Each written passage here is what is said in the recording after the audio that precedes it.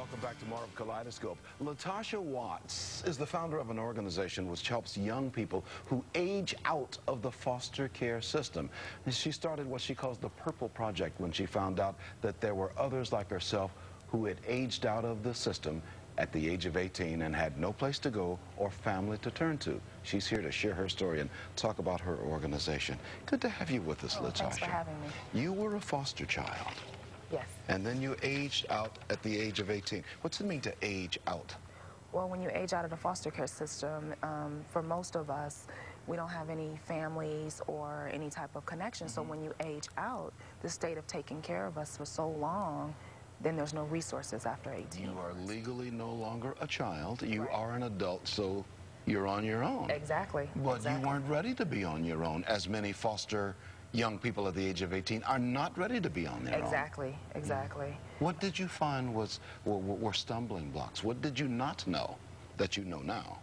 Well, one of the things is I didn't have the skills, a lot of skills to paying bills. I didn't understand that process. Finding out how to keep and maintain a bank account, a job, and how the importance of having one, things of that nature, and also living from place to place after you age out. Yeah, and these are for folks who did not get adopted. They're simply out on their own. Exactly. So what's the Purple Project? The Purple Project is an online and offline support network for former and current foster and adoptive kids and kids that have aged out of the system, including adults. It's a place where we can come and share stories, kind of lean on one another, also get resources in the community as well. Why Purple? Why'd you name it Purple Project? Well, when I was younger, I transitioned from one foster home to another, and my favorite color was purple. And I was unable to keep some of the items that I originally came to the new home with, so I kept a pair of purple pants, and I kept them all the way. All the time, Wore them all the time, kept them all the time. And purple is you're wearing purple today. Yes, I am. kind of bringing that point home. What are the services available to former foster children and others who may be interested in all of this? What kind of services do you provide? There's mentoring. There's a mentoring piece where kids can up to probably about 100 kids right now we have to be able to join our mentoring program. There's also a shadowing program where kids can, let us know, and adults as well. I don't want to just limit it to kids. Will let us know something that they may be interested in, and we can find that shadowing for them. There's also various resources on the site where kids can click on their state, click on their county, and find out what's available in their county as well. You can talk to young people even before they age out of the system, can't you? Oh, yes. I mean, yes. 15, 16? Oh, yeah. Whatever, answer all kinds of, and to people who may be foster parents as well? Exactly, That's how yes. they can continue to help those young people, can't they? Oh yes, because if you're, I like to really push the issue of adoption because it's so important. But if you're not unable to adopt, what you could do is make sure that the kids have the resources and the skills before they age out of the system.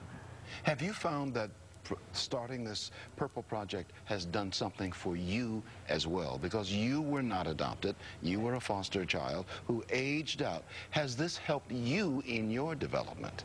Oh yes, definitely. It's helped me to just the joy of helping someone that was just like me, and just being able to develop a little bit more, speaking with kids that were just like me, and foster parents as well. It's helped me develop those speaking skills. Why don't we put a phone number on the screen, and we'll talk about that phone number. Area code 216-269-6667 is the telephone number as you see at the bottom of the screen, or you can go to thepurpleproject.com on the internet and find more information. What is it you want us to realize in our final few seconds here? What is it that we need to keep in mind when we talk about youngsters aging out of the system? I think that people tend to think that just when you're in foster care that you're going to be okay, and that you're getting the skills that you need. A lot of times you're not. There's over 500,000 kids that are in the system, estimated, and 20,000 age out every year. So if those kids are aging out every year without the skills, just think about just the revolving door over the course of the years. Now, the number you just gave, what number is that for? Is that for Cuyahoga County? Oh, that's across the country. Across the country. Yes, and then 20,000 age out across the country. 20,000 age out. Yes. Every year? Estimated. Every year across Every the year. country. Yeah. A good number of those are right here in Northeast Ohio as well. Yeah. I think it's estimated about 1,200. The foster system was good for you while you were in it, though, right? For where you were in life. I mean, yeah. It provided shelter and homes and loving people. Yes, but it's up to the foster parents to provide the rest. Yeah.